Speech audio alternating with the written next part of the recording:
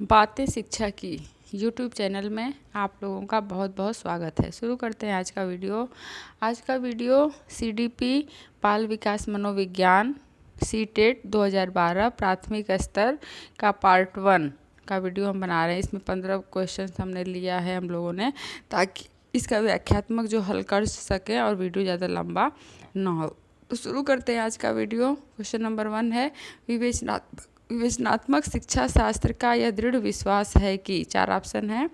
एक शिक्षक को हमेशा कक्षा के अनुदेशन का नेतृत्व करना चाहिए। शिक्षार्थियों को स्वतंत्र रूप से तर्कना नहीं करनी चाहिए। बच्चे स्कूल से बाहर क्या सीखते हैं यह अप्रासंगिक है। विद्यार्थियों के अनुभव और प्रशिक्षण महत्वपूर्ण होते हैं। इसका कौन सा ऑप्शन सही होगा? इसको देखने से चौथा जो ऑप्शन है वह सही होना चाहिए या सही है, क्योंकि जो विवेचनात्मक शिक्षा जो है वह बालक के मौलिक विचारों को व्यक्त करने की एक मानसिक प्रक्रिया है, जिसमें शिक्षार्थी अपने आसपास के जो वातावरण है उसमें क्या सीखते हैं, क्या अनुभव प्राप्त करते हैं और क्या परसेप्शन करते हैं, वह महत्वपूर्ण होता है। ठीक है, नेक्स्ट पे चलते हैं। विद्यालय आधारित आकलन मुख्य रूप से किस सिद्धांत पर आधारित होता है? 4 ऑप्शन है। आकलन बहुत किफ़ायती होना चाहिए। बाह्य परीक्षकों की अपेक्षा शिक्षक अपने शिक्षार्थियों की क्षमताओं को बेहतर जानते हैं। किसी भी कीमत पर विद्यार्थी को अच्छे ग्रेड मिलने चाहिए। विद्यालय बाह्य परीक्षा निकायों की अपेक्षा ज़्यादा सक्षम हैं। इसका कौन सा ऑप्शन सही होगा? इसका ऑप्शन नंबर 2 सही होगा। बाह्य परीक्षकों की अपेक्षा शिक्षक अपने शिक्षार्थियों की क्षमताओं को बेहतर तरीके से जानते हैं, क्योंकि विद्यालय आधारित आकलन का जो मुख्य सिद्धांत है वह इस पर आधारित होता है कि बाह्य परीक्षकों की अपेक्षा शिक्षक जो है वह अपने विद्यार्थियों की क्षमताओं को बेहतर तरीके से जानते हैं, क्योंकि जो शिक्षक है ज़्यादा समय से तक तो वही अपने विद्यार्थियों के साथ रहते हैं।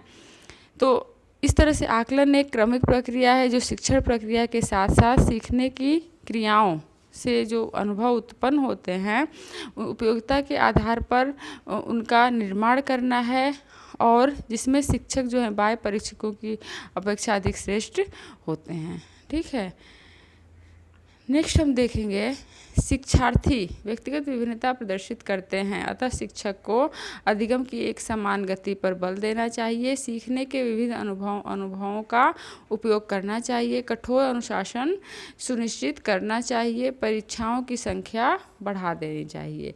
इसमें से कौन सा ऑप्शन सही होगा?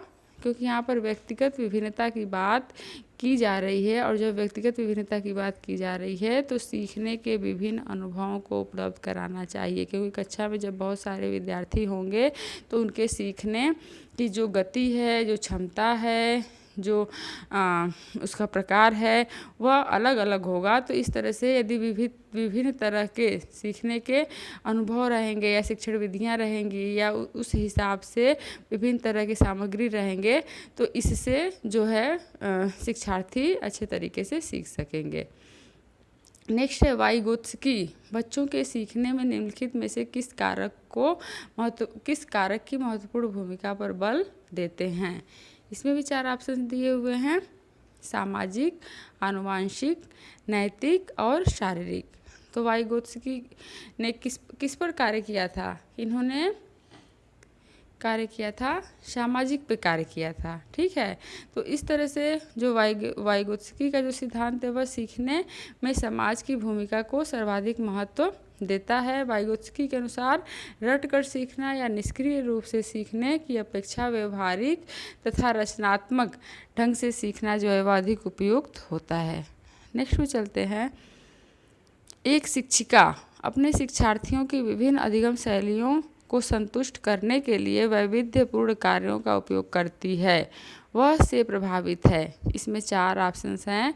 प्याजे के संज्ञानात्मक विकास के सिद्धांत से, कोहलर वर्ग के नैतिक विकास के सिद्धांत से, गार्डनर के बहुबुद्धि विकास के सिद्धांत से और वाइगोत्स्की के सामाजिक सांस्कृतिक सिद्धांत से। कौन सा ऑप्शन सही होगा इसका?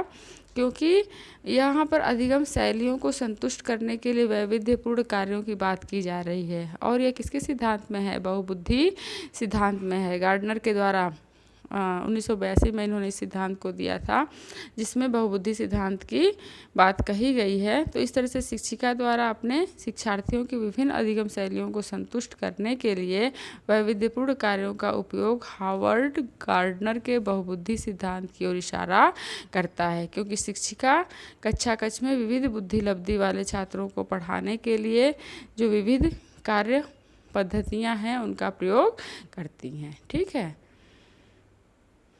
नेक्स्ट है, एक शिक्षिका अपने आप से कभी भी प्रश्नों के उत्तर नहीं देती, वह अपने विद्यार्थियों को उत्तर देने के लिए समूह चर्चाएं, सहयोगात्मक अधिगम अपनाने के लिए प्रोत्साहित करती है। यह उपागम के सिद्धांत पर आधारित है। 4 ऑप्शन है, सक्रिय भागीदारिता, अनुदेशन सामग्री के उचित संगठन, अच्छा उदाहरण प्रस्तुत करना और भूमिका प्रतिरूप बनाना, सीखने की तत्परता। इसका कौन सा ऑप्शन सही होगा? क्योंकि अपने आप नहीं उत्तर देती है बल्कि छात्रों के बीच से ही वह उत्तर प्राप्त कर लेती है, छात्रों के सहयोगात्मक व्यवहार से। तो इसका ऑप्शन सही होगा सक्रिय भागीदारिता। ठीक है। नेक्स्ट पे चलते हैं।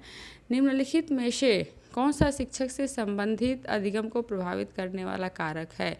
शिक्षक से संबंधित बात की जा रही है यहाँ पर। 4 ऑप्शन है, विषय वस्तु में प्रवीणता, बैठने की उचित व्यवस्था, शिक्षण अधिगम संसाधनों की उपलब्धता और विषय वस्तु या अधिगम अनुभवों की प्रकृति। जब शिक्षक से संबंधित बात की जा रही है तो विषय वस्तु का ज्ञान या विषय वस्तु में प्रवीणता या एक्सपर्टनेस इन सब्जेक्ट। ठीक है, क्योंकि विषय वस्तु में प्रवीणता शिक्षक से संबंधित अधिगम को प्रभावित करने वाला एक महत्वपूर्ण कारक है, क्योंकि औपचारिक शिक्षा के उद्देश्यों की पूर्ति तब तक संभव नहीं हो सकती जब तक शिक्षक अपने विषय वस्तु में एक्सपर्ट ना हो, प्रवीण ना हो। इसीलिए तो सब्जेक्ट के हिसाब से शिक्षक रखे जाते हैं, उनकी पूर्ति की जाती है ताकि वह उस विषय के बारे में अच्छे तरीके से ज्ञान दे सके।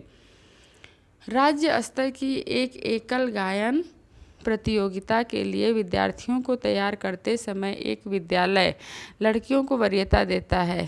यह दर्शाता है, 4 ऑप्शन है, लैंगिक पूर्वाग्रह, वैश्विक प्रवृत्तियाँ, प्रयोजनात्मक उपागम और प्रगतिशील चिंतन। 4 ऑप्शन है, कौन सा इसका ऑप्शन सही होगा?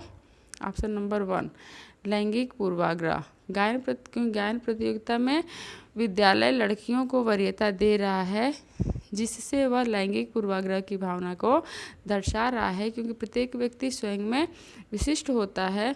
तो इसी आधार पर लड़के तथा लड़कियों को प्रतियोगिता में समान वरीयता जो है वह मिलनी चाहिए। तो ठीक है, फिर इसमें कौन सा ऑप्शन सही होगा? Option number 1। ठीक है। नेक्स्ट पे चलते हैं। बीजों का अंकुरण संकल्पना के शिक्षण की सबसे प्रभावी पद्धति है। 4 ऑप्शन है, विस्तृत व्याख्या करना, विद्यार्थियों द्वारा पौधे के बीज बोना और उसके अंकुरण के चरणों का अवलोकन करना, श्यामपट्ट पर चित्र बनाना और वर्णन करना, बीज की वृद्धि के चित्र दिखाना। कौन सा होगा सही इसमें? इसमें सही होगा ऑप्शन नंबर 1, विद्यार्थियों द्वारा पौधों के बीज बोना और उनके अंकुरण के चरणों का अवलोकन करना, क्योंकि नवीन ज्ञान तथा छात्रों द्वारा की जा रही प्रतिक्रियाओं के शिक्षण हेतु यह आवश्यक है कि विद्यार्थी करके सीखे, क्योंकि जब हम बाल केंद्रित शिक्षा की बात करते हैं तो उसमें करके सीखने की बात करते हैं। तो इस तरह से बीजों के अंकुरण की संकल्पना के शिक्षण हेतु विद्यार्थियों को यदि स्वयं करके सिखाया जाता है तो इससे समय समय पर वह विभिन्न चरणों में उनका अवलोकन करेंगे और उनका जो अधिगम होगा वह अस्थायी होगा। नेक्स्ट, जब बच्चा फेल होता है तो इसका तात्पर्य है बच्चा पढ़ाई के लिए योग्य नहीं है, बच्चे ने उत्तरों को सही तरीके से नहीं किया है, बच्चे को प्राइवेट ट्यूशन लेनी चाहिए, व्यवस्था फेल हुई है। कौन सा इसमें ऑप्शन सही होगा? ऑप्शन नंबर 4 व्यवस्था फेल हुई है, क्योंकि विद्यालय बच्चों के मानसिक, शारीरिक, सामाजिक, चारित्रिक जो विकास है उसके साथ साथ शैक्षिक उपलब्धियों का भी दिशा निर्धारण करता है, क्योंकि व्यक्तिगत शिक्षण के द्वारा या छात्रों में व्यक्तिगत विभिन्नता है तो समय समय पर विभिन्न तरह के जो आकलन हैं, जो विभिन्न तरह के मूल्यांकन हैं, उनसे यह पता लगाना चाहिए कि बच्चे में क्या कमी है। तो इस तरह से जो है व्यवस्था फेल हुई है, शिक्षण व्यवस्था फेल हुई है, यह ऑप्शन सही होगा। नेक्स्ट है, शिक्षण से अधिगम पर बल देने वाला परिवर्तन हो सकता है। इसके भी 4 ऑप्शन है। परीक्षा परिणामों पर केंद्रित होकर, बाल केंद्रित शिक्षा पद्धति अपनाकर, रटने को प्रोत्साहित करके, अग्र शिक्षण की तकनीक अपनाकर। कौन सा ऑप्शन इसका सही होगा?